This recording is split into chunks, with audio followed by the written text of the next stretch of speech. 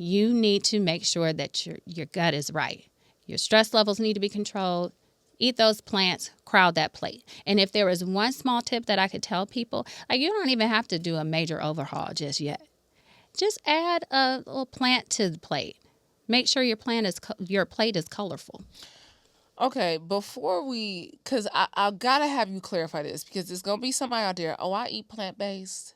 And they over here with some little process situation that's a mock something. It's a something that's supposed to be chicken. It ain't chicken. It's something that's supposed to be a burger that is not a burger. Right. And so I want you to talk about, because there are people who are listening who will say, well, I do plant-based. Yes. And you're talking about natural plant-based sources, correct? We are talking about real plants. Plants that you can recognize, that you could grow in your backyard. Yes. Yeah. We're talking about real plants here. We're talking about real food.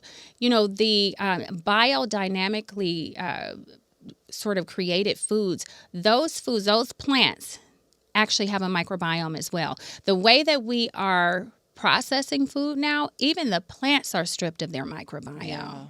And so you talk about, plant-based. Yes, a plant-based is not a potato chip. That's high in saturated fats. Yeah, maybe it came from a potato. It's a plant. No, that does not count. We are basically overfed and undernourished. Yeah. And so we're taking in these items that really have no nutritional value. By the time you fry that potato chip and process that potato chip, there's probably not a detectable gram of protein, no fiber, nothing. Yeah. You've stripped it of its micronutrients. So anytime you start adding all of these things to the food and stripping it of its micronutrients and basically creating a situation that is going to be pro-inflammatory, you have essentially lost all of the potential benefits that you would derive from eating that particular plant. Yeah. And these processed meats are the worst. Yeah. Okay. Processed meats are bad, and then the processed fake meats are equally as bad. I won't name the foods because, right. But you don't have to, yeah. because we know what they are. We see them. It's made to look like meat, but that's not meat. It's mystery meat. It's the mystery meat, right? And so then it's a mystery of what's happening when it lands in your gut. Absolutely. Yeah. Absolutely. And then maybe we can just guess and watch what's going to happen with our bodies later, if that's how we want to play this game, So I think we all need to tighten up. How early should we be having these conversations in our households? Before the baby's born. Based on the evidence, before a child comes into this world, which means that we should have these conversations on a regular basis. We should normalize these conversations. We should start asking each other what we ate. We have to have accountability. We have accountability partners when we exercise. Yeah. We have a wonderful group. Yeah. Right here in the city of Atlanta. Absolutely. And we hold each other accountable, and that same accountability needs to take place for everything else. Because there are some things, we can't control. The genes that we inherit, maybe we can't control that. But the rest of what we can, we should make a very conscious effort to do so. Yeah. I mean, having these conversations, I've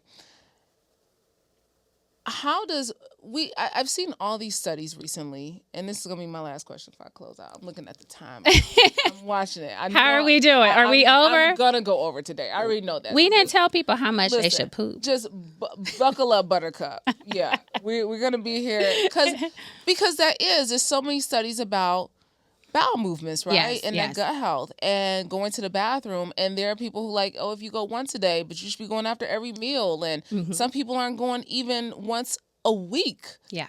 And so I want to talk about that part. Okay. And how that plays into our health, but also even other things. Like we talk about sperm health, we talk about reproductive health, and how that ties into, fertility and how we are, making those dreams a reality if we want to have children. Right. Yeah. So, in terms of we have to essentially prime our body for reproduction. And there's a lot of emerging evidence around improving fertility based on what you eat. In fact, the endocrinologists that were, basically in these fertility clinics years ago recognized that stabilizing blood sugars was vital for having a successful pregnancy, especially in a woman that had potentially previously miscarried. And so priming the womb now is actually an entire business in and of itself, preparing that particular woman's womb based on manipulating the microbiome through that diet microbiome interaction. So I will say that. And, we need to sort of, again, change the way that we think about how we engage with food, what it looks like, have fun doing it, and realize that there's so many benefits across so many facets of our life, that including reproduction, cardiac health, mental health. Yeah. So it's everything. It literally is going to mean that you either live a healthy life potentially or you don't. Yeah. So it's going to be a conscious decision that you make around that. So when we talk about constipation, what are the signs? What should we be looking for? And what are some things that can help us? Yeah, that's a fantastic question. Well, you cook most of your food at home, so you probably have excellent poops.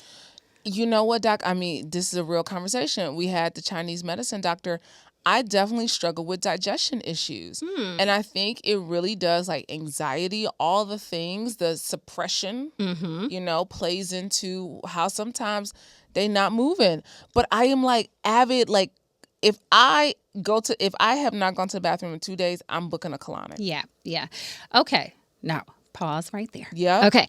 All right. So I'm going to take a step back from this question. So in terms of constipation and how we define it, so historically, by traditional medicine, our books say that you need to have at least 3 bowel movements per week, and anything less than that is you're constipated. You can have as many as 3 a day, and we base this on a bell curve, okay? I've been thinking if I don't go every day, Doc, I'm going to lose my mind. The question is, how do you feel? Now, ideally, if we were adequately hydrated, which I would, challenge you to make sure you're adequately hydrated, because you're taking in, it sounds like, the fiber, but you have to move that through. So you have to be relaxed and adequately hydrated for it to be effective. But ideally, you would move these things, because these are basically, dead products, byproducts of our digestion, old cells that need to get out of there, moving out some of that bacteria. You need to clean the house, because if things sit there, then you get something which is called bacterial overgrowth. Okay. Even when people are kind of eating around the clock, you need a little fasting period as well. You need to rest and digest as well. So if all of those things aren't happening, then you can run into problems where things slow down. So what does that look like? We actually have a nice scoring system for people too, because sometimes even if people are moving their large intestines, they still feel constipated. So what is that? They're straining, and they have a Bristol score of 1, which means they're rabbit pellets. Yeah. Yes, we have a scoring system. Yeah. And we use this is a validated tool so that we can help people understand. 1 is hard balls. You want to be somewhere in the middle. 7 is like you're splashing on the side of the commode. Oh, Jesus. Yeah.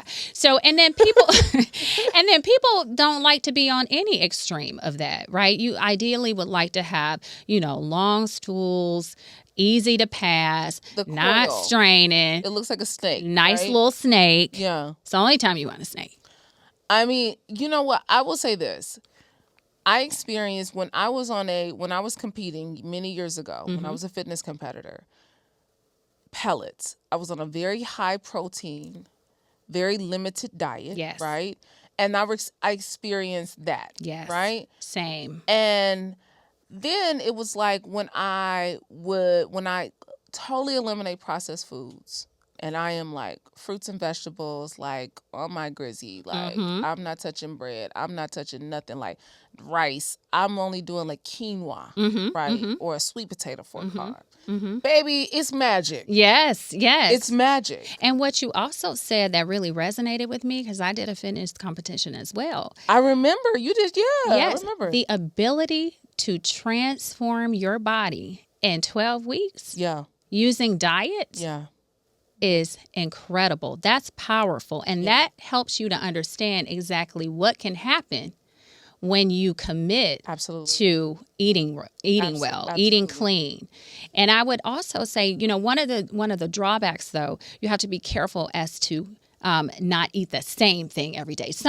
Everything is so measured, though, that where it's not sustainable and probably not healthy not having enough variety. Yeah. Every 4 ounces, a half a cup, yes. 4 ounces, 6 ounces, 8 ounces. And you need a variety. So, for example, like a tomato that has lycopene, that has carotene, the papayas, those have digestive enzymes. Pineapple has bromelain that has anti-inflammatory properties. You need all these different things because every different plant does something different for your body. So we focus on macros when we're doing these contests, right? It's like how much protein, how many carbohydrates, how many fats, and it's sort of a macro balance. But the micros are important. The phytochemicals, those polyphenols, those things that are in a variety is also important. Yeah. So even for the best of the best, you've got to keep a variety. Yeah. So again, balance matters. Moderation matters. Balance matters. Mm-hmm. It's the color. And I think too, I think we have to be more conscious of what is happening in our toilet. Yes. Because it's so telling. Yes. About where we stand in our health. Yes. Yeah. Yes. I maybe I was destined to be a gastroenterologist. I have always looked back at it. But I encourage everybody, look back at it. Listen, look back at it. Yeah. Absolutely. It can give you a lot of clues as to what's going on. And you'd be surprised. I've had a ton of people to actually either they take a picture of it. Yeah. They'll bring it in a jar. If they think they passed a worm. That's intense. They'll bring it in a jar. Yeah. You are inundated with all day. My God. All day. Somebody's got to do it. Hey, Vault family, thanks for watching. If you enjoyed this clip, make sure to check out our full interview on our channel at Vault Empowers Talks. We don't just scratch the surface. We dive deep into the lives of some of the world's most influential leaders and change makers. Don't forget to like, to comment, and be sure to subscribe for more inspiring conversations. See you next time.